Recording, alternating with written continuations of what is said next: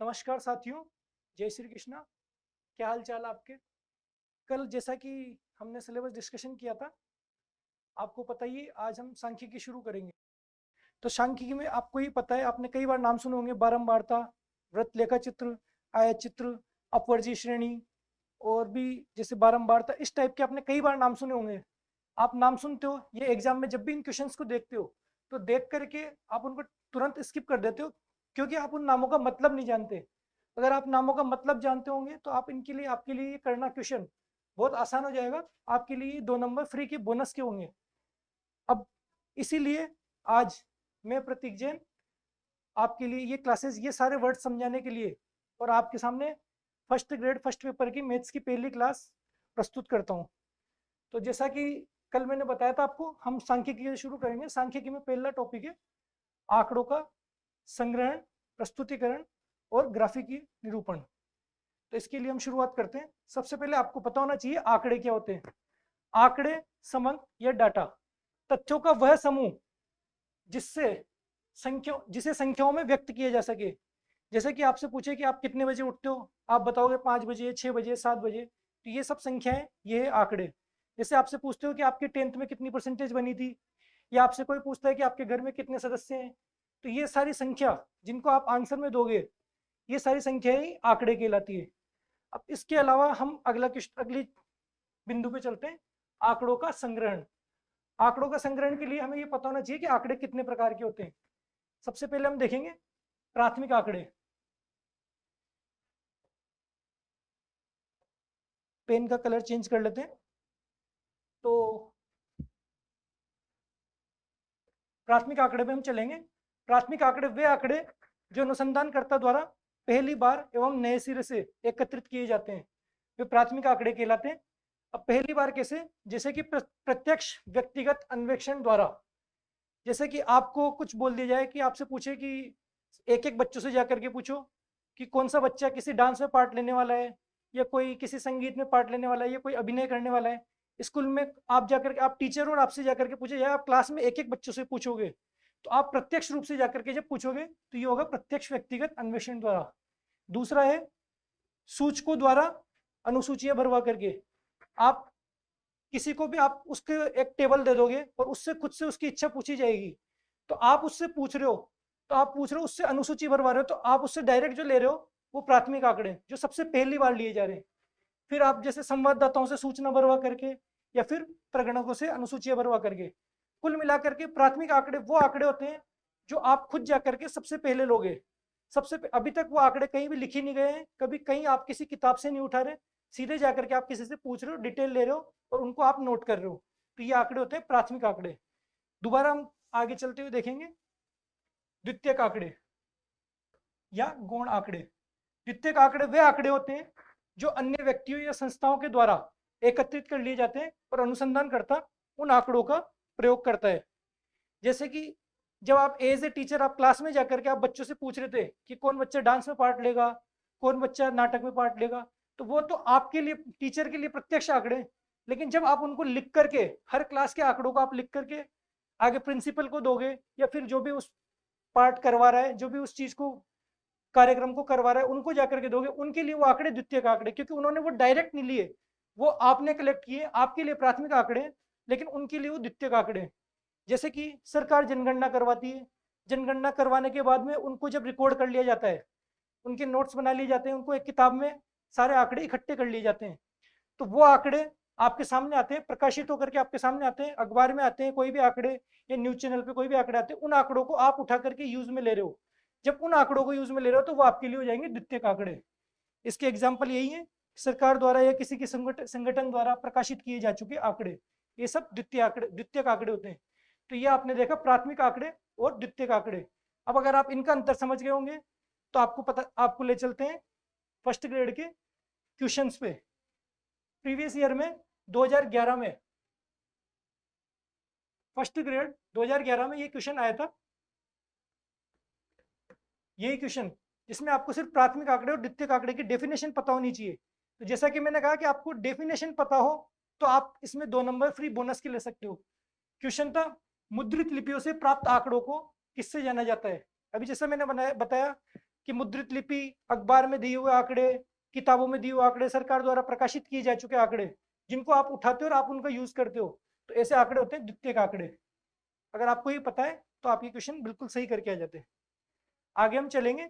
आपको एक बेसिक सी डेफिनेशंस पता होनी चाहिए, क्योंकि सांख्यिकी में कई जगह इस तरीके की डेफिनेशंस काम आती है, जैसे कि आरोही क्रम, असेंडिंग ऑर्डर।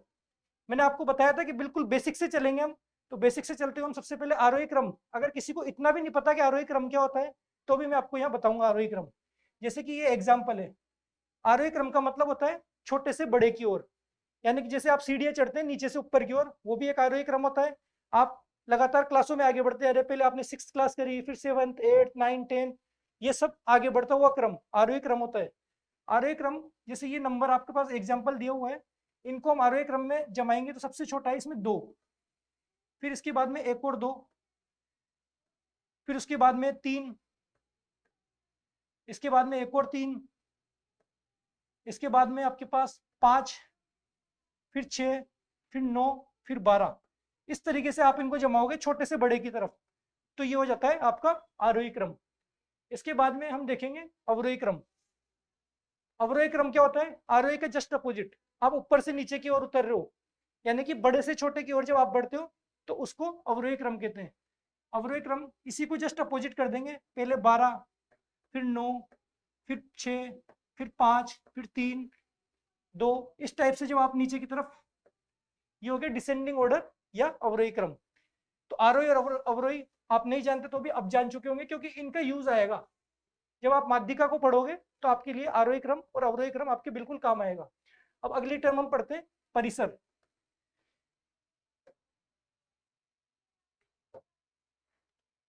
परिसर, इसको परास या रेंज भी कहते हैं। परास क्या होती है कि अधिकतम मान माइनस न्यूनतम मान, अधिकतम मान माइनस न्यूनतम मान।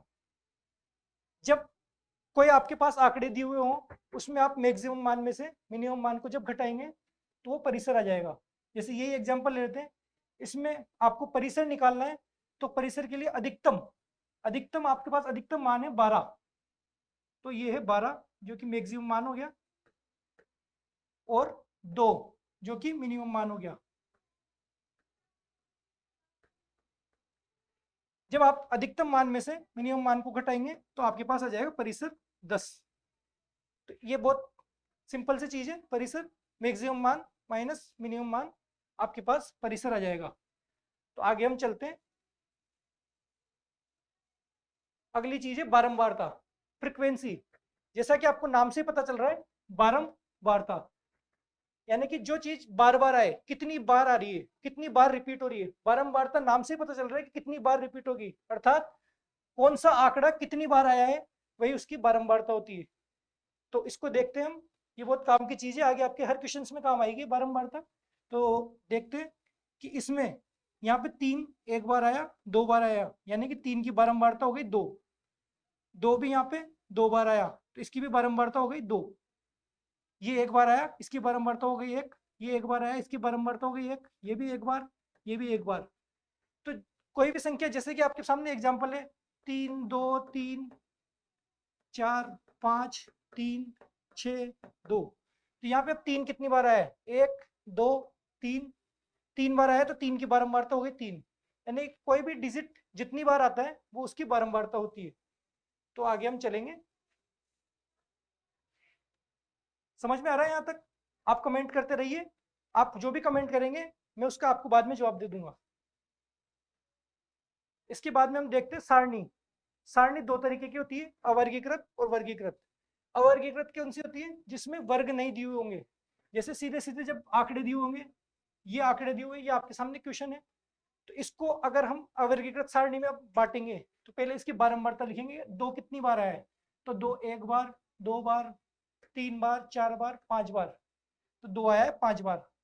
फिर हम देखेंगे कि 3 कितनी बार आया है, 3 आया एक बार, 2 बार, 3 बार, 3 आया 3 बार। फिर हम देखेंगे 5 कितनी बार आया है, 1 2 5 आया यहाँ पे 2 बार।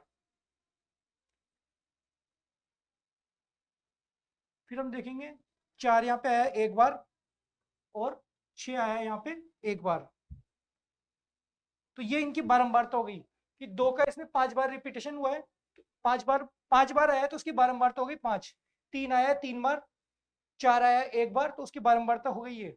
अब बारंबारता को मिलान चिन्ह से डिनोट किया जाता है, यानी कि उसको मिलान चिन्ह से दर्शाया जाता है। तो मिलान चिन्ह से दर्शाने के मिलान चिन्ह कैसे बनाते हैं?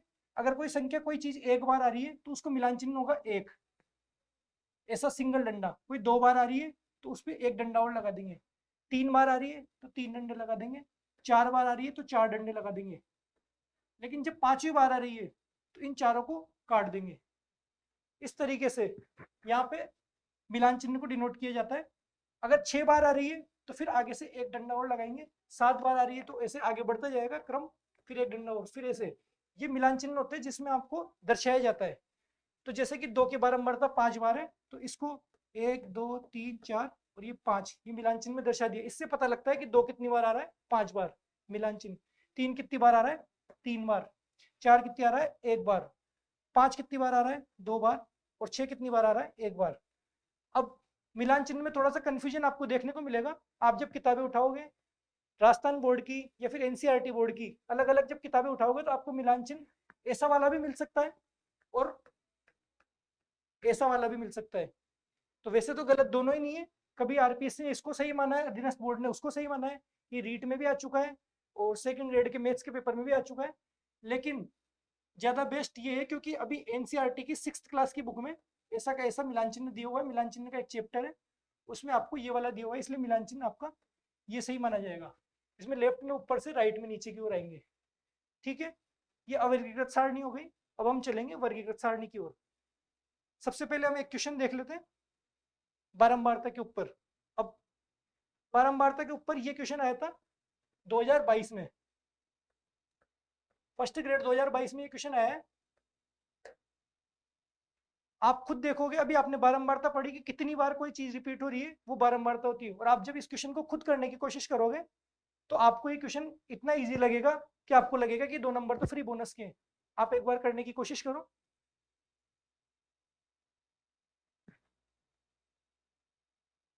आपको देख के इसमें समझ आ रहा है कि क्वेश्चन क्या बोल रहा है, कि आपको कुछ आंकड़े दिए हुए हैं, उस आंकड़े के बाद में ये बोल रहा है 0.17 की बारंबारता 0.15 की बारंबारता से कितनी अधिक है। तो इसमें आपको समझ में आ रहा है कि 0.17 की बारंबारता आपको निकालनी पड़ेगी और फिर 0.15 की बारंबारता आपको निकालनी पड़ेगी।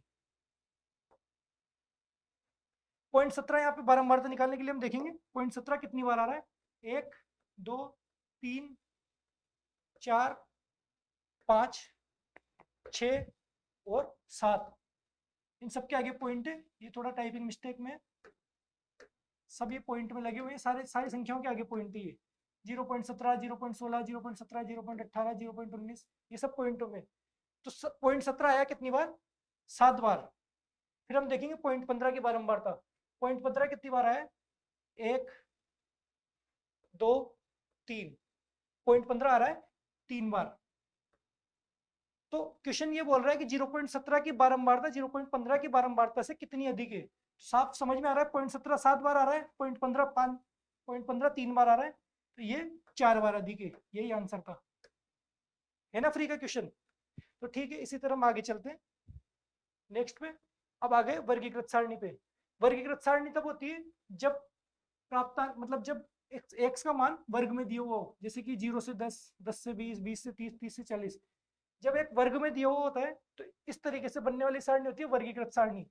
अब इसमें बताया कि जैसे 0 से 10 नंबर प्राप्तांक प्राप्त करने वाले विद्यार्थी कितने, 11। 10 से 20 प्राप्तांक विद्यार्थी प्राप्त करने वाले कितने विद्यार्थी हैं, 7। 20 से 30 वाले रेंज में कितने, 13। और 30 से 40 वाली रेंज में 5। इस टाइप से जब सारणी आएगी तो वर्गीकृत सारणी। देखो आपको वहां पे कोई सारणी नहीं बनानी है, आपको कोई इस तरीके से, आपको कोई डरना नहीं है कि क्वेश्चन कितना कुछ भी पूछ लेगा।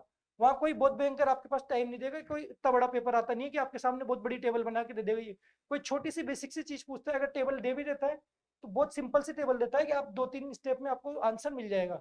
या फिर ज्यादातर क्वेश्चन तो डेफिनेशन से आ जाते हैं। आपने पिछले 2 क्वेश्चन देख लिए, जो एक 2011 में एक 2022 में आया हुआ है, दोनों बिल्कुल सिंपल क्वेश्चन थे।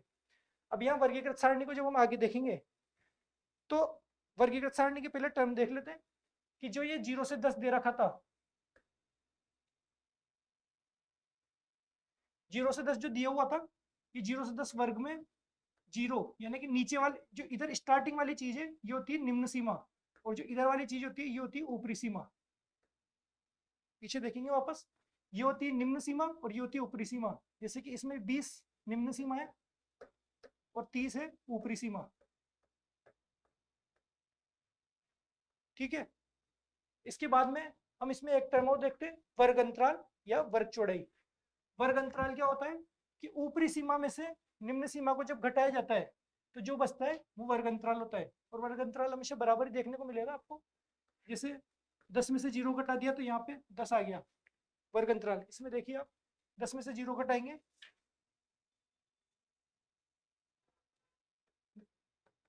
तो भी 10 आएगा, 20 में से 10 घटाएंगे तो भी 10 आएगा, यहाँ भी 10 आएगा वर्ग अंतराल, और यहाँ भी वर्ग अंतराल 10 आएगा। यानी कि ऊपरी सीमा में से निम्न सीमा को जब घटाएंगे तो वर्ग अंतराल आ जाएगा। अब इस वर्ग अंतराल का उपयोग कहाँ आएगा उसको आगे देखते हैं। वर्ग अंतराल को एच से लिखेंगे। वर्ग अंतराल वर्ग चौड़ाई इसको एच से लिखा जाता है। ठीक है, और इसी तरीके से जब वर्ग में जब आपके सामने ये टेबल दी हुई होगी, वर्गीकृत सारणी बनी हुई होगी, तो आपको उसका मध्यमान निकालना पड़ेगा। मध्यमान कैसे? निम्न सीमा में ऊपरी सीमा को जोड़ दिया जाएगा और 2 का भाग दे देंगे। जैसे इसमें निम्न सीमा 0 ऊपरी सीमा 10, तो 0 प्लस 10 बटा 2, तो ये आ जाएगा 10 बटा 2, ये आ गया 5। 10 में 2 का भाग देंगे 5 आ जाएगा। ऐसे 10 प्लस 20 बटा 2, इसमें आ जाएगा 30 बटा 2 और आ जाएगा 15। ऐसे आ जाएगा यहाँ पे 50 बटा 2 आ जाएगा जोड़ने पे, जो आ जाएगा 25, और यहाँ पे आ जाएगा 35। 5 15 25 35, इस तरीके से इनका मध्यमान आ जाएगा। तो ये मध्यमान निकालने का सीधा सा फॉर्मूला है निम्न मान प्लस निम्न सीमा प्लस ऊपरी सीमा बटा 2। आगे चलते हैं। वर्ग अंतराल के आधार पर भी इनको 3 भागों में बांटा गया है। आपको याद नहीं रखना कितने भागों में बांटा है, क्या बांटा है, आपको सिर्फ इसकी टर्म समझनी है कि वर्ग अंतराल क्या होता है, बारंबारता क्या होती है। क्वेश्चन बहुत सिंपल आएगा, आप इसकी टर्म समझ गए तो सीधे डेफिनेशन से क्वेश्चन आएगा, या फिर सोल्व करवाने का आएगा तो बहुत सिंपल सा क्वेश्चन आएगा। तो वर्ग अंतराल में सबसे पहले देखते हैं सतत या अपवर्जी। सतत या अपवर्जी क्या होता है कि जब पहले वर्ग की ऊपरी सीमा अगले वर्ग की निम्न सीमा के बराबर हो। जैसे कि वर्ग अंतराल आपकी इस तरीके से चल रहे हैं 10 से 20, 20 से 30, 30 से 40, तो पहले वर्ग की ऊपरी सीमा अगले वर्ग की निम्न सीमा के बराबर हो, ये दोनों बराबर हो, तो ये सतत श्रेणी होती है। इस टाइप से श्रेणी आएगी 10 से 20, 20 से 30, 30 से 40, 40 से 50, तो ये वाली श्रेणी होगी सतत या अपवर्जी। ये नाम लिखा हुआ आएगा, आप इस नाम को देख करके डर जाते हो कि अपवर्जी, क्वेश्चन लिखा हुआ आएगा एक अपवर्जी श्रेणी के मान ये है, तो आप अपवर्जी देख करके अगले क्वेश्चन पे स्किप कर जाते हो, वहीं आप 2 नंबर फ्री के छोड़ जाते हो। आगे देखेंगे असतत या समावेशी श्रेणी। असतत कौन सी, जस्ट आपको समझ में आ रहा है, अपवर्जी में जब ऊपरी सीमा और निम्न सीमा बराबर है, इसकी ऊपरी सीमा अगले की निम्न सीमा के बराबर है, तो असतत में इसकी ऊपरी सीमा अगले की निम्न सीमा के बराबर नहीं होगी। डेफिनेशन देख लेते हैं। पहले वर्ग की ऊपरी सीमा तथा अगले वर्ग की निम्न सीमा में कुछ अंतर हो। जैसे कि ये आ गया 11 से 20, फिर आया 20 से नहीं शुरू होकर के 21 से शुरू हो रहा है, तो 21 से 30, फिर आ रहा है 31 से 40। तो इस तरीके से जब वर्ग की सीमाओं में अंतर आ रहा है तो ये असतत श्रेणी होती है। सिर्फ आपको इसके नाम समझना है कि अपवर्जी श्रेणी क्या होती है और समावेशी श्रेणी क्या होती है। आगे चलेंगे। एक और होता है खुली सीमा वाले वर्ग। जो आप किसी भी टेबल में पहली लाइन आएगी तो उसमें ऐसा कुछ आ जाएगा कि 10 से कम आयु वाले वर्ग, फिर आगे आ जाएगा 10 से 20, फिर आ जाएगा 20 से 30, फिर आ जाएगा 30 से 40 और 40 से 50, ऐसे आगे जाते हैं और आखिरी में आ जाएगा 50 से ज्यादा आयु वाले वर्ग। तो ये जो शुरू या आखिरी में इस टाइप से जो लिखा हुआ जाता है 10 से कम या 50 से ज्यादा आयु वाले वर्ग, ये होते हैं खुली सीमा वाले वर्ग। इनका काम बाद में आएगा, आपको सिर्फ इनका मतलब समझना है। ये खुली सीमा वाले वर्ग हो गए, ये असतत या समावेशी श्रेणी हो गई, और ये सतत या अपवर्जी श्रेणी हो गई। इनके नाम से आप समझ जाओगे। तो इस तरीके से आपका जो इसमें पहला टॉपिक था आंकड़ों का संग्रहण और प्रस्तुतिकरण, तो ये संग्रहण और प्रस्तुतिकरण तो इतना ही है। इससे आपके जो भी 2-3 क्वेश्चन आए हैं पिछली बार वो सारे मैंने अभी बता दिए। अब आगे आता है ग्राफिकल निरूपण। इससे कई क्वेश्चन आते हैं, और ग्राफिकल निरूपण आपके लिए इसलिए भी जरूरी है, आप कभी भी देखते होंगे जैसे कि जनगणना होती है या फिर आपके बजट आता है, तो उसके अगले दिन आपको अखबार में या तो कोई ऐसी राउंड टेबल बनी हुई आएगी, राउंड टेबल में बताएंगे कि इतना इतना परसेंट इसका, इतना परसेंट इसका, इतना परसेंट इसका। ये कभी आपके इलेक्शन होते हैं, चुनाव होते हैं, चुनाव के अगले दिन लिखा हुआ आता है कि इतने परसेंट वोट मिले बीजेपी को, इतने परसेंट वोट मिले कांग्रेस को, इतने परसेंट वो मिले। या फिर एक ऐसा ग्राफ सा कुछ बना हुआ आता है कि पिछली बार 2018 के इलेक्शन में इतने थे, 2023 के इलेक्शन में इतने थे, इस तरीके से ग्राफ बने हुए आते हैं। तो इन ग्राफ को आप अखबार में भी देखते होंगे, न्यूज चैनल पे भी देखते होंगे, या किसी को शेयर मार्केट का शौक है तो आप शेयर मार्केट में भी ग्राफ तो पढ़ना आपके लिए जरूरी होता ही है। अगर आप चार्ट को नहीं पढ़ते तो आप शेयर मार्केट कर ही नहीं सकते। तो इसलिए ग्राफिकल निरूपण आपके लिए दैनिक जीवन में भी बहुत जरूरी है। चाहे आप अखबार पढ़ रहे हो, चाहे न्यूज चैनल देख रहे हो, चाहे कहीं भी देख रहे हो, आपको कई जगह देखने को मिलते हैं। और ये इससे कई बार क्वेश्चन आते हैं, बहुत सारे क्वेश्चन आए हुए हैं, बहुत सिंपल क्वेश्चन होते हैं। तो आगे चलते हैं हम ग्राफिकल निरूपण पे। ग्राफिकल निरूपण, ग्राफ कई तरीके के होते हैं। सबसे पहले ग्राफ, अब ग्राफ के निरूपण में आपको सिर्फ इसको ग्राफ को समझना है। आपके एग्जाम में कोई आपको आकर के ग्राफ तो देगा नहीं, जैसे 10th या 8th क्लास में आपको ग्राफ दे दिए थे और उसमें भरो, चित्र बनाओ या पॉइंट पॉइंट अंकित करो, इस तरीके से ग्राफ तो देंगे नहीं। आपको सिर्फ ग्राफ को समझना है। तो ग्राफ समझने में सबसे पहला ग्राफ है दंडालेख। दंडालेख में कई तरीके के होते हैं, सरल दंडालेख, बहुगणित दंडालेख, अंतर्विभक्त दंडालेख या प्रतिशत अंतर्विभक्त दंडालेख। फिर दूसरा होता है आयत चित्र, फिर होता है बारंबारता बहुभुज, और फिर होता है पाई लेखा चित्र, पाई या वृत्त लेखा चित्र। ठीक है, तो हम सबसे पहले एक एक को देखते हैं। दंडालेख, दंडालेख क्या होता है? इस तरीके का आपको जहां पे भी आलेख देखने को मिल जाए ये होगा दंडालेख। ये इसमें अलग अलग दंड दिए हुए होते हैं, इनके बीच में आपको यहाँ पे गैप होगा, ये दंड दिए हुए हैं, इनकी कुछ अलग अलग ऊंचाई होती है। ये ग्राफ होता है। ग्राफ में यहाँ नीचे आपको ये किसी भी बारे में ग्राफ दिया हुआ है कि विद्यार्थियों की संख्या और जन्म के महीने, कि जनवरी में इतने विद्यार्थियों का जन्म हुआ, फरवरी में इतने विद्यार्थियों का जन्म हुआ। इनका इस तरीके से ग्राफ को पढ़ा जाता है कि जनवरी में 3 विद्यार्थियों का जन्म हुआ, फरवरी में 4 विद्यार्थियों का जन्म हुआ, मार्च में 2 विद्यार्थियों का जन्म हुआ। लेकिन आपको ये ग्राफ पढ़ना नहीं है, सिर्फ इसके बारे में समझना है। क्वेश्चन इसकी थ्योरी से आते हैं। अब तक इसमें फर्स्ट ग्रेड में इसकी थ्योरी से क्वेश्चन पूछे गए हैं, तो इसकी थ्योरी को हम देखते हैं क्या होता है। सबसे पहले सरल दंडालेख। सरल दंडालेख क्या होता है कि ऐसा दंडालेख जिसकी चौड़ाई समान होती है और समान दूरी पर स्थित दंडों के द्वारा आंकड़ों का प्रदर्शन किया जाता है। आप इसको देखो, इनकी चौड़ाई समान होती है, सबकी चौड़ाई इसकी हो, इसकी हो, इसकी हो, इसकी हो, सबकी चौड़ाई समान होती है और समान दूरी पर, समान अंतराल में। यहाँ पे भी अंतराल समान है, यहाँ पे भी अंतराल समान है, यहाँ भी अंतराल समान है, समान अंतराल में समान दूरी पर इनको प्रदर्शित किया जाता है। तो इसकी डेफिनेशन में इसकी मुख्य बिंदु भी यही है कि इनकी चौड़ाई हमेशा समान रहती है और दंडों के मध्य दूरी हमेशा समान होती है। और इनकी जो ऊंचाई है वो ऊंचाई चर के मानों पर निर्भर करता है। यानी कि चर का मान जितना भी होगा, आपके पास 3 मान है तो इसकी ऊंचाई 3 तक दे दी। आपको पता है फरवरी में 4 बच्चे पैदा हुए तो इसकी ऊंचाई 4 तक दे दी। आपको पता है कि अगस्त में 6 बच्चे पैदा हुए तो इसकी ऊंचाई 6 तक दे दी। तो ये ऊंचाई चर के मानों तक बताती है। इनके बीच में मध्य में बराबर दूरी होती है और इनकी चौड़ाई हमेशा समान होती है। ये इसके 3 पॉइंट है काम के, यही थ्योरी इसकी याद रखनी है। इसकी चौड़ाई हमेशा समान रहती है, इसकी मध्य बिंदु की दूरी, मध्य दूरी, दंडों के मध्य की दूरी हमेशा समान रहती है और ऊंचाई चर के मानों पर निर्भर करती है। तो ये होता है सरल दंडालेख। अब दूसरा, सरल दंडालेख में दूसरा था बहुगुणित दंडालेख। बहुगुणित दंडालेख ऐसा होता है जब एक साथ एक ही ग्राफ में एक साथ कोई दो चीजों के बारे में प्रदर्शन किया जा रहा हो। जिसे हम बताएंगे किसी ईयर में निर्यात और आयात दोनों का साथ में जब हम बताएंगे तो ये 2019 में, वर्ष 2019 में इतना तो निर्यात हुआ, ये अलग अलग लाइनों से प्रदर्शित किया गया। आप ये मान लो कि ये अलग कलर से और ये अलग कलर से। तो जो 2019 में आयात और निर्यात को अलग अलग बताया गया, फिर 2020 में आयात निर्यात अलग, फिर 2021 में आयात निर्यात अलग। जब इनका कंपैरिजन, दो चीजों का कंपैरिजन करते हैं तो ऐसे में बहुगुणित दंडालेख का उपयोग करते हैं, मल्टीपल बार डायग्राम। इसके बाद में आगे होता है अंतर्विभक्त दंडालेख। इसमें क्या होता है कि एक ही दंड पे अलग अलग, एक ही दंड पे अलग अलग, यहाँ अलग चीज, यहाँ अलग चीज और यहाँ अलग चीज जब प्रदर्शित करनी हो तो इस तरीके से अंतर्विभक्त दंडालेख करते हैं। जैसे कि आप मान लो कि ये एक अलग चीज है, ये बता रहा है मक्का को, फिर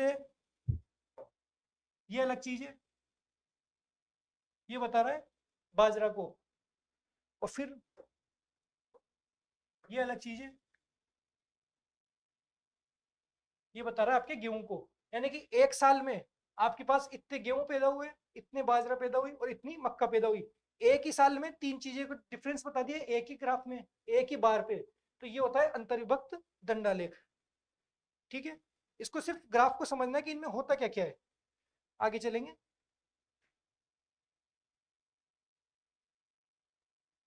दंडालेख आपने देखे सरल, बहुगुणी और अंतर्विभक्त। और इसी तरीके से परसेंटेज में जब इनको एक ही ग्राफ में परसेंटेज में जब अलग अलग बता दे कि 10% की हुई, 40% की हुई और 50% की हुई, तो उस तरीके से प्रतिशत अंतर्विभक्त होता है। ठीक है, ये दंडालेख हो गया। अब इसके बाद में आयत चित्र पे चलेंगे। आयत चित्र, आयत चित्र क्या होता है? ये सतत अपवर्जी वर्ग अंतरालों को दर्शाने के लिए या अखंडित श्रेणी को ग्राफ पर दर्शाने के लिए प्रदर्शित होता है। अब आपने देखा था सतत श्रेणी क्या होती है, अभी आपने यहाँ सबसे पहले डेफिनेशन में देखा, ये होती है सतत श्रेणी। 10 से 20, 20 से 30, 30 से 40, इस तरीके की जब श्रेणी होती है, इस तरीके की श्रेणी को ग्राफ में दर्शाने के लिए जो चित्र बनाया जाता है, जो ग्राफ बनाया जाता है, उसे बोलते हैं आयत चित्र। आयत चित्र। अब इसको देखें, ये इसका एग्जाम्पल 0 से 5, 5 से 10, 10 से 15, ये 15 से 20, इस टाइप से जब आपके पास मान आ गए, इनको दर्शाने के लिए कौन सा चित्र बनेगा? आयत चित्र। आयत चित्र बनेगा। अब इसके मुख्य बिंदु क्या क्या है? आयत चित्र की चौड़ाई वर्ग अंतराल के बराबर होती है। जो इसका वर्ग अंतराल है, यहाँ पे 5 वर्ग अंतराल, यहाँ भी 5 वर्ग अंतराल, यहाँ भी 5 वर्ग अंतराल, यहाँ भी 5 वर्ग अंतराल, तो जो इसका वर्ग अंतराल है वो इसकी चौड़ाई बताएगा। दूसरी चीज है इसमें कि इसकी सहायता से बहुलक ज्ञात किया जा सकता है। ये पॉइंट भी आपको ध्यान रखना है कि आयत चित्र की सहायता से बहुलक का मान ज्ञात किया जा सकता है। बहुलक हम आगे पढ़ेंगे नेक्स्ट क्लास में। फिर इसके बाद में सभी आयत सटे हुए होते हैं, इसका हम देखेंगे ग्राफ। ये देखो, सभी आयत सटे हुए होते हैं, ये पहला आयत, ठीक है। फिर आपके ये दूसरा आयत, फिर आपके ये तीसरा आयत और ये चौथा आयत। इस तरीके से सभी आयत सटे हुए होते हैं, इनके बीच में कोई डिफरेंस, कोई गैप नहीं है, सब सटे हुए हैं ये सारे। दूसरी बात ये बोलता है कि इसमें आयत की चौड़ाई वर्ग अंतराल के बराबर होती है। अब यहाँ पे वर्ग अंतराल सबका बराबर है, इसलिए आयत की चौड़ाई यहाँ पे बराबर है। 0 से 5, 5 से 10, 10 से 15, 15 से 20, तो इस तरीके से इनकी चौड़ाई वर्ग अंतराल को बताती है। और तीसरी चीज है इसमें, इसकी सहायता से बहुलक ज्ञात किया जा सकता है। ये हम बहुलक में बताएंगे कि इसकी सहायता से बहुलक कैसे ज्ञात किया जा सकता है। ये 3 पॉइंट आपको ध्यान रखने, क्वेश्चन थ्योरी में से ही आते हैं। मैंने आपको बताया आयत चित्र के 3 पॉइंट है कि इसकी चौड़ाई वर्ग अंतराल के बराबर होती है, सभी आयत सटे हुए होते हैं और इसकी सहायता से बहुलक ज्ञात किया जा सकता है। और ऐसे ही आपको सरल दंडालेख का आपको 3 चीज बताई थी कि इनकी चौड़ाई हमेशा समान होती है। आयत चित्र की चौड़ाई चेंज हो सकती है कि अगर वर्ग अंतराल बदला, 0 से 5, 5 से 15 हो गया, तो फिर उसकी चौड़ाई भी उसी हिसाब से चेंज होती रहेगी। दंडों की मध्य दूरी समान रहती है। आयत चित्र में क्या होता है कि दंड हमेशा चिपके हुए होते हैं और इनकी ऊंचाई चर के मानों पर निर्भर करती है। ये सरल दंडालेख। तो आपने जब दो दो तरीके के देखे, सरल और आयत चित्र, तो हम देखेंगे आयत चित्र में एक और चित्र देखेंगे। ये देखो, ये 1000 से 2000, फिर ये 2000 से 2500, ये 2500 से 3000 और ये 3000 से 5000। तो ये देख लो आप, इनकी चौड़ाई चेंज हो गई। यहाँ पे चौड़ाई ये है और यहाँ पे चौड़ाई ये है। इनकी चौड़ाई वर्ग अंतराल के बराबर होती है, जैसा कि हमने देखा था चौड़ाई वर्ग अंतराल को बता रही है। ये हो गया आयत चित्र। अब इसी के ऊपर बेस्ड एक क्वेश्चन आया है फर्स्ट ग्रेड 2020 में। फर्स्ट ग्रेड में 2020 में ये क्वेश्चन आया था कि कौन सा कथन असत्य है। सिर्फ थ्योरेटिकल बेस्ड क्वेश्चन है। आपको अगर आपने इसकी थ्योरी ढंग से पढ़ी है तो आप इसका क्वेश्चन आप आंसर खुद कर सकते हो। पहली चीज बोलता है आयत चित्र एक सतत वर्ग वाली बारंबारता बंटन के अनुरूप दंड आकृति है। इसमें चारों स्टेटमेंट आयत चित्र के लिए ही है, क्योंकि सबसे पहले में बोल दिया कि आयत चित्र एक सरल सतत वर्ग वाली बारंबारता बंटन के अनुरूप दंड आकृति है।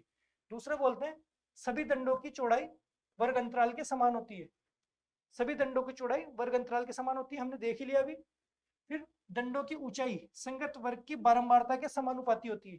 जैसा कि मैंने बताया था अभी, आयत चित्र से हम बारंबारता को निकाल सकते हैं, बारंबारता को प्रदर्शित करती है। यही बात बोल रहा है कि इनकी दंडों की ऊंचाई बारंबारता के समानुपाती होती है। और चौथी चीज बोल रहा है आयत चित्र के खंडों के मध्य कभी भी दरार संभव नहीं है।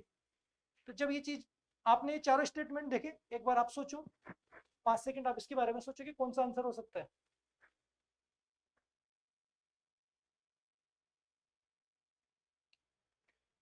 आपको इसमें समझ में आ रहा होगा कि ये तीनों स्टेटमेंट आपके उसमें लिखे हुए थे, लेकिन ये चीज आयत चित्र के खंडों के मध्य कभी भी दरार संभव नहीं है।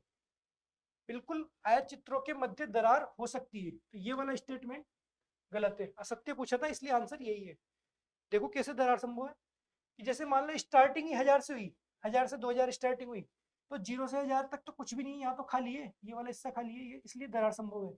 या फिर आप एक कोई ग्राफ है जिसमें स्टार्टिंग हुई 0 से 100, फिर 100 के बाद में कुछ नहीं है, 100 से 200 तक कोई कुछ भी नहीं है, फिर 200 से 300 कुछ चीज है, तो एक ग्राफ यहाँ आ गया और दूसरा यहाँ है, तीसरा यहाँ है, चौथा यहाँ है, पांचवा यहाँ है। जैसे आपसे पूछे कि 10 साल से कम के बच्चे आपके घर में कितने हैं, तो आपके घर में कोई बच्चे हुए, मान लो 10 से 20 कोई बच्चा ही नहीं घर में, तो आपके पास यहाँ पे कुछ भी नहीं आएगा। फिर 20 से 30 आपके 2 बच्चे हैं, तो 2 बच्चे आ गए। इस तरीके से आपके पास में बीच में ये दरार संभव है, तो इसलिए इसका आंसर यही होगा, आयत चित्रों के खंडों के मध्य दरार संभव है। ये क्वेश्चन आया था अभी फर्स्ट ग्रेड 2020 में। ठीक है, आगे चलते हैं। आगे आते बारंबारता बहुभुज या आवृत्ति बहुभुज। बारंबारता बहुभुज क्या होता है? बारंबारता आपको पता है, जितनी बार आए, बार बार रिपीट हो, फ्रीक्वेंसी, वही बारंबारता होती है। अब बारंबारता बहुभुज क्या होता है?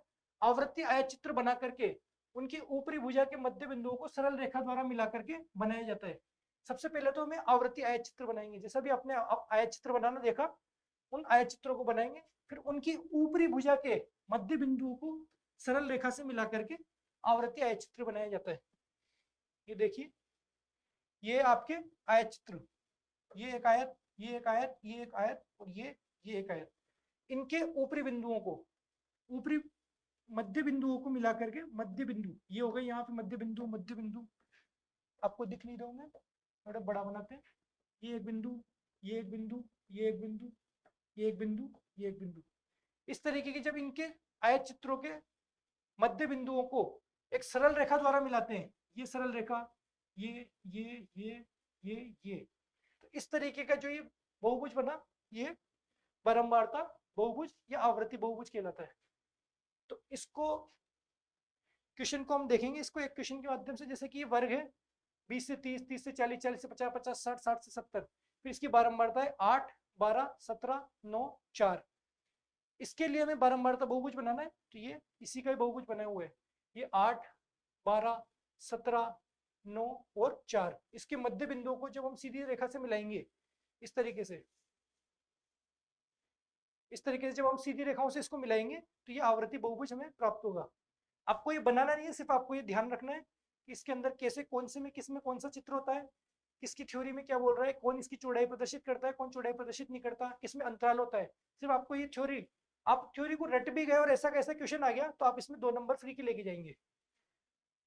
आगे देखते हैं, वृत्त चित्र या पाईलेखा चित्र। वृत्त या पाईलेखा चित्र, तो वृत्त या पाईलेखा चित्र क्या होता है? किसी भी त्रिज्या, किसी भी त्रिज्या का एक वृत्त बनाया जाता है और उसके कुल 360 डिग्री के कोण को आंकड़ों के अनुसार प्रदर्शित किया जाता है। आपको ये पता है कि जब ये वृत्त होता है, इसके अंदर टोटल कितना कोण हो रहा है? इस वृत्त में यहाँ से लेके यहाँ तक टोटल 360 डिग्री का कोण होता है। तो जब किसी भी त्रिज्या का एक वृत्त बनाया जाता है और उसके कुल 360 डिग्री के कोणों को आंकड़ों के अनुसार प्रदर्शित करते हैं, यानी कि इस वृत्त को जितने भी कोण हो रहा है, इसके पूरे वृत्त को आंकड़ों के अनुसार प्रदर्शित करेंगे, तो ये वृत्त चित्र होता है। जैसे मैंने आपको क्लास की स्टार्टिंग में बताया था, इस तरीके का चित्र वृत्त चित्र होता है। अब ये 360 डिग्री को, जब हमारे पास टोटल परसेंटेज कितनी होती है, मैक्सिमम 100%, 100% को इसमें 360 डिग्री में कन्वर्ट करते हैं। क्वेश्चन परसेंट में भी हो सकता है, क्वेश्चन डिग्री में भी हो सकता है, तो इसलिए आपको ये चीज ध्यान रखनी है कि 360 डिग्री 100% के बराबर होता है इसमें, वृत्त या पाईलेखा चित्र में। ठीक है, और ये कब उपयोगी होता है? जब आंकड़ों में अधिक अंतर हो, आंकड़े बहुत दूर दूर के हो, जैसे आपके पास एक आंकड़ा दे दिए 2, एक आंकड़ा दे दिए 300, एक आंकड़ा दे दिए 4000, इस टाइप से जब आंकड़ों में बहुत ज्यादा अंतर होता है, जैसे कि किसी चीज का क्यूब, क्यूब वाले आंकड़े होते हैं कि 1 का क्यूब 1, 2 का क्यूब 8, 3 का क्यूब 27, 4 का क्यूब 64, 5 का 125, इस तरीके से आगे जाएंगे तब अंतर बढ़ता जाएगा। तब ये अंतर डिफरेंस बहुत ज्यादा बढ़ता जाएगा, तो उस टाइम पे ये वाला चित्र उपयोगी होता है।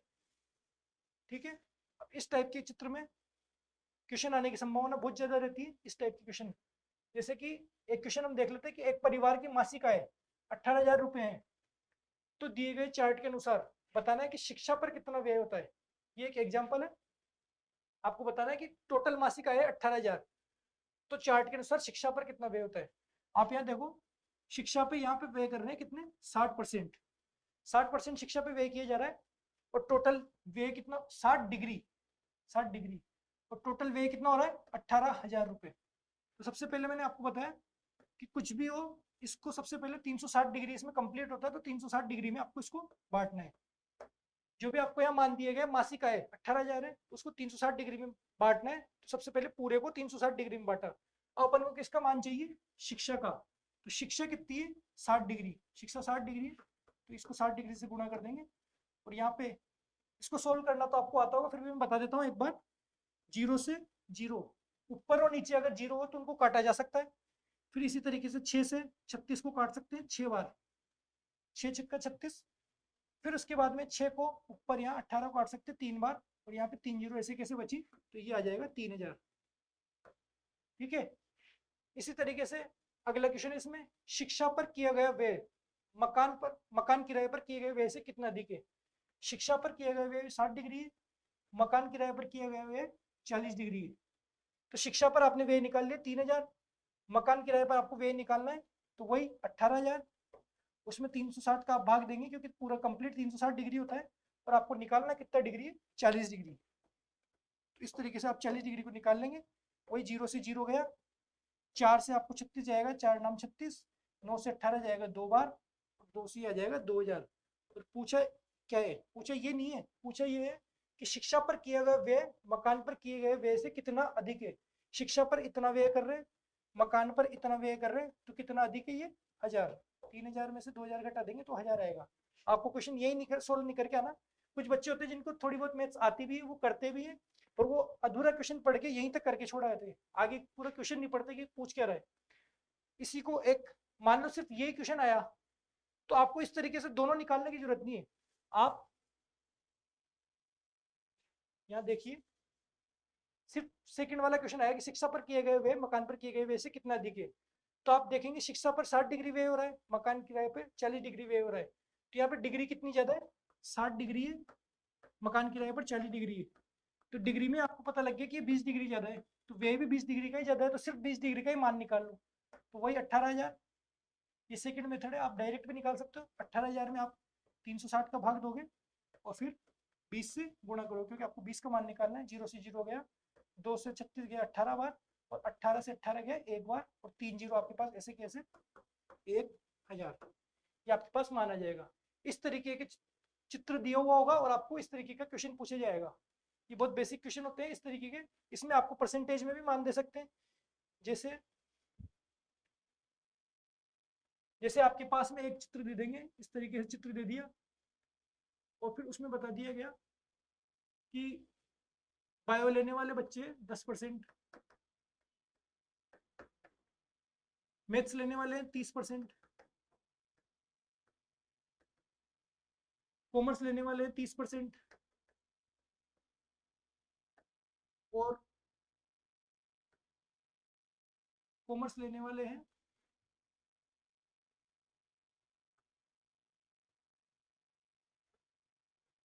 कॉमर्स लेने वाले आपके पास 20%, तो फिर आपके पास आर्ट्स लेने वाले हैं 40%।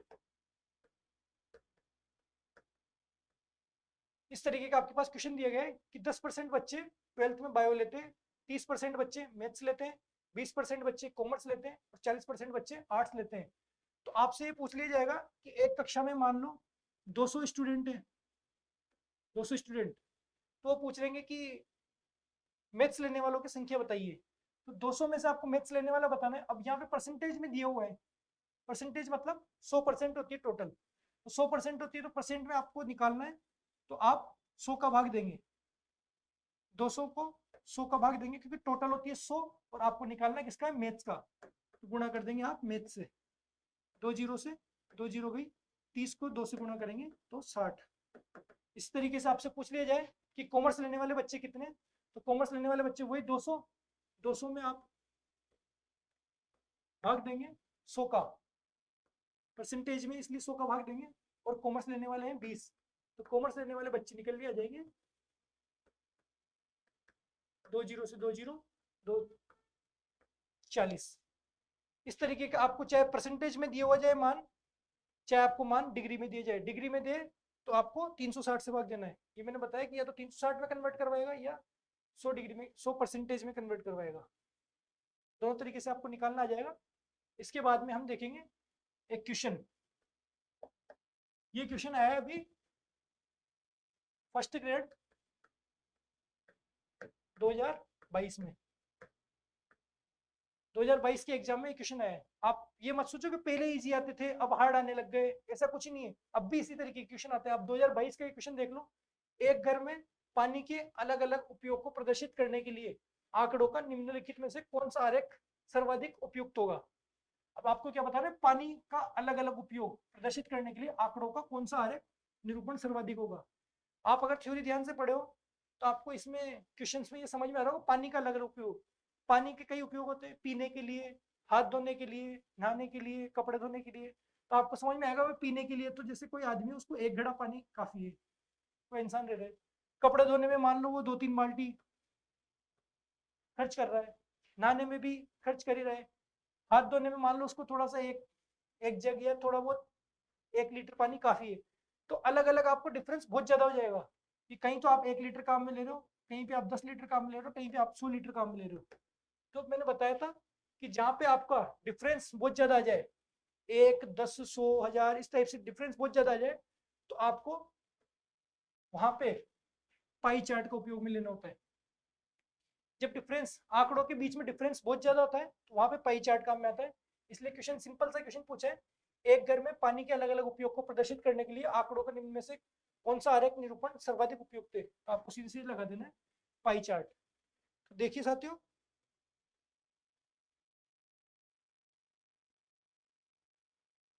आज हमने क्या क्या देखा, आप वापस से देखोगे, आंकड़ों का संग्रहण, प्रस्तुतिकरण और ग्राफिकल निरूपण।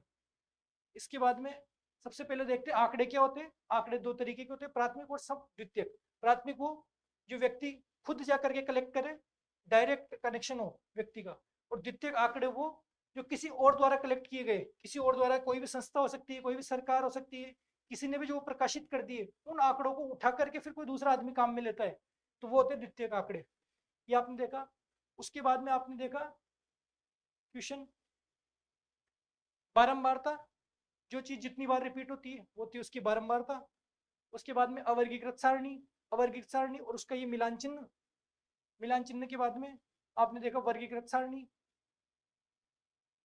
ये आपके क्वेश्चन आया था 2022 में, जिसमें बारंबारता निकालने, सीधे सिर्फ गिनना है, सिर्फ जोड़ना है, जोड़ना आपको आता है। अगर आपने ये क्वेश्चन दिया होता और आप इस टॉपिक को पढ़ के नहीं जाते, आप सीधे इतना बड़ा क्वेश्चन देखते कि क्या पता पॉइंटों में क्या दिया हुआ है, ये बारंबारता क्या पता क्या पूछा है, आप सीधे इसको स्किप करके नेक्स्ट क्वेश्चन पे चले जाते, और ये 2 नंबर बोनस के आपको बहुत आगे लेके जा सकते हैं दूसरों से। क्योंकि वहां पे लास्ट में जब आप कट ऑफ की दौड़ में जब आप पहुंचोगे, वहां एक एक नंबर, एक पॉइंटों से भी आधा आधा चौथाई 1/4 ये .01 नंबर भी आपके लिए बहुत ज्यादा मायने रखता है। फिर वर्गीकृत सारणी 0 से 10, 10 से 20 इस टाइप से जब आपको वर्ग में दी हुई हो तो वर्गीकृत सारणी होती है, जिसमें ऊपरी सीमा में से निम्न सीमा को घटा करके वर्ग अंतराल निकाला जाता है, और इन दोनों को जोड़ के 2 का भाग देकर के मध्यमान निकाला जाता है। फिर आपको वर्ग अंतराल कितने तरीके के होते हैं, सतत या अपवर्जी, दूसरा होता है असतत या समावेशी, और तीसरा होता है खुली सीमा वाले वर्ग। फिर आपने ग्राफ का निरूपण देखा, ग्राफ निरूपण दंड आलेख, दंड में सरल, बहुगुणी, अंतर्विभक्त और प्रतिशत। ये देखो सरल, सरल में क्या होता है, चौड़ाई हमेशा समान, मध्य दूरी हमेशा समान, और ऊंचाई चरों के मानों पर निर्भर। बहुगुणी में 2 मान एक तरीके से एक साथ दिखा दिए, अंतर्विभक्त में एक ही दंड में आपस में उसको भाग को बांट बांट करके उसको अंतर्विभक्त में दिखाया गया है। आयत चित्र में क्या होता है, आयत चित्र में उसकी चौड़ाई वर्ग अंतराल के बराबर होती है, उसकी चौड़ाई कम ज्यादा हो सकती है, इसमें वर्ग अंतराल के हिसाब से होती है। सभी आयत सटे हुए होते हैं, एक दूसरे से चिपके हुए होते हैं, और इसकी सहायता से बहुलक ज्ञात किया जा सकता है। ठीक है, और इसमें आपको एक क्वेश्चन आया था, इसके मध्य दरार भी संभव है। फिर आपने देखा बारंबारता बहुभुज या आवृत्ति बहुभुज, जब इनके मध्य बिंदुओं को इस तरीके से सीधी रेखा से मिलाया जाए तो ये बारंबारता बहुभुज होता है, ये वाला, ये आपके बारंबारता बहुभुज। फिर आपकी वृत्तीय पाई लेखा चित्र, इससे इस टाइप के क्वेश्चन आ सकते हैं, इस टाइप के क्वेश्चन। इसके बाद में आपने आखिरी में देखा ये क्वेश्चन जो 2022 में आया था। आप ये देखेंगे कि अगर आप किसी भी एग्जाम की तैयारी कर रहे हैं, जैसे आप आरएस की या रीट की या फिर संगणक की या एलडीसी की, किसी भी एग्जाम में जहाँ भी आपके सांख्यिकी काम में आता है, तो आपके लिए ये क्लास उतनी ही इंपॉर्टेंट है जितनी फर्स्ट ग्रेड वाले स्टूडेंट्स के लिए। तो सांख्यिकी में आपको यहाँ से बाहर क्वेश्चन नहीं जाएगा। ये पहली क्लास हुई है, इसमें आपको थ्योरेटिकल, बिल्कुल बेसिक वाले थ्योरेटिकल आपको बताए गए और क्वेश्चन यही आ रहे हैं, बेसिक ही क्वेश्चन आ रहा है। आपने खुद ने देखा कि थ्योरेटिकल क्वेश्चन आ रहा है, आपको कहीं छोड़ने की जरूरत नहीं, बस आपको मतलब पता होना चाहिए किसका नाम, किसका मतलब क्या है, किसको कैसे करते हैं। कोई अब तक तो जोड़ना घटाना भी काम में नहीं आया इसमें। तो हम इसी तरीके से आगे नेक्स्ट क्लास में चलेंगे। नेक्स्ट क्लास में आपको समांतर माध्य, माध्य, माध्यिका, बहुलक इस तरीके से बताया जाएगा।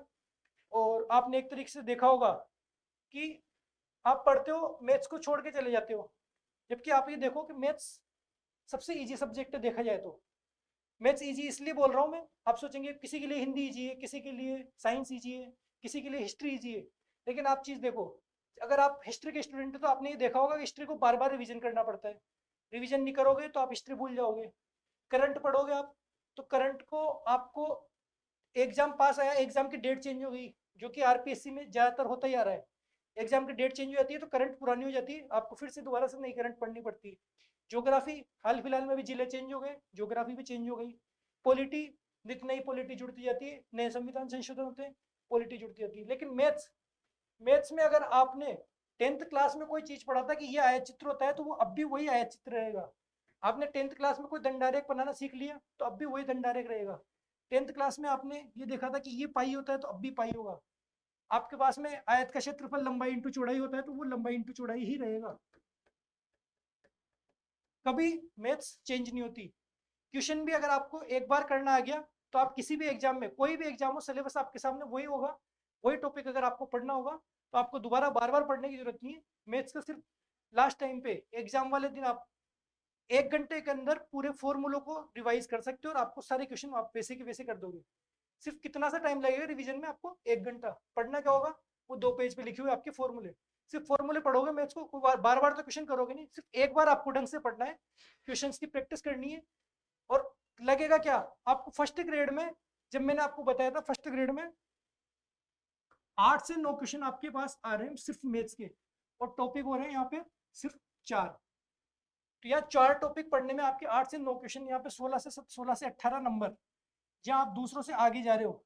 जो लोग मैथ्स छोड़ के जाएगा, भले उसका सेकंड पेपर कितना भी मजबूत हो, सेकंड पेपर सबका लगभग इक्वली उतना ही होता है। पढ़ने वाले बच्चों को, जो लास्ट कंपटीशन में 10 से 20 हजार बच्चे होते हैं, उनका सेकंड पेपर में उतना ही होता है, नंबर खींचते हैं फर्स्ट पेपर में। और फर्स्ट पेपर में भी ऐसे सब्जेक्ट जैसे मैथ्स हुआ, इंग्लिश हुआ, साइंस हुआ, एक बच्चा उसका सेकंड पेपर कितना भी मजबूत हो, अगर वो फर्स्ट पेपर में ये 16 नंबर के क्वेश्चन को छोड़ के जा रहा है, तो दूसरा बच्चा जिसके अगर सेकंड पेपर में नंबर कम भी आए, थोड़े बहुत 10 एक नंबर कम आए, लेकिन वो 16 नंबर यहाँ से खींच लिया, तो सिलेक्शन इसका पहले होगा। तो मैथ्स को आपको पढ़ना वैसे भी जरूरी है और ऐसे भी जरूरी है। आप किसी भी तरीके से, आपको मैथ्स से डरने की जरूरत नहीं है। हम इसी तरीके से आगे चलते रहेंगे। अगर आपको ये क्लास पसंद आती है तो आप इसको लाइक, शेयर और सब्सक्राइब करें। रजत खंडेलवाल परिवार में मैं प्रतीक जैन आपके साथ में यूं ही लगातार बना रहूंगा। आपको पसंद नहीं भी आती है तो आप डिसलाइक करो, अरे कुछ तो करो, लाइक करो चाहे डिसलाइक करो, हमें भी तो पता चले कि आपको पसंद आ रही है नहीं आ रही। आप लाइक करोगे, उससे हमारा मोटिवेशन बढ़ेगा और हम आपकी ये क्लास इसी तरीके से यूट्यूब पे निःशुल्क लगातार चलाते रहेंगे। तो ठीक है साथियों, धन्यवाद। आज की क्लास यहीं समाप्त करते हैं। आपको ये क्लास डेली 7 बजे इसी चैनल पे इसी तरीके से मिलती रहेगी। नेक्स्ट क्लास आपको कल शाम को 7 बजे। और ये आपको एक चीज़ और जानकारी दे दूँ, ये जो मैं बोल रहा हूँ कि ये 8 से 9 क्वेश्चन और ये 4 टॉपिक, ये आपके टोटल 20 क्लासेज में लगभग आप ये मान लो कि 20 क्लास, एक एक घंटे की अगर आप ये 20 क्लास देख लोगे तो आपकी ये चारों टॉपिक की पूरी पूरी मैथ्स कवर हो जाएगी। आपको कहीं जाने की जरूरत नहीं है, आपको कोई बुक सोल्व करने की जरूरत नहीं है, सिर्फ आप यहाँ पे दिए हुए क्वेश्चंस को सोल्व करते रहें। यहाँ पे previous year question, NCERT based question, आपको ये जो ग्राफ अभी आप देख रहे थे, ये सब आपको एनसीईआरटी की बुक में, 9th-10th की बुक में आपको ऐसे कैसे मिल जाएंगे। आपको कहीं ढूंढने की जरूरत नहीं है, सब कुछ आपको यही मिलेगा। आप सिर्फ ये 20 घंटे लगातार बने रहें। इस 20 घंटे में आपके सामने सारी क्लासेज यहाँ पे अवेलेबल हो जाएगी, पूरा कोर्स आपको यहीं कराया जाएगा। एक एक घंटे की है 20 क्लासेस, आपके सामने 16 नंबर, बहुत महत्वपूर्ण रखती है। आगे आप खुद समझदार हैं। ठीक है साथियों, जय हिंद।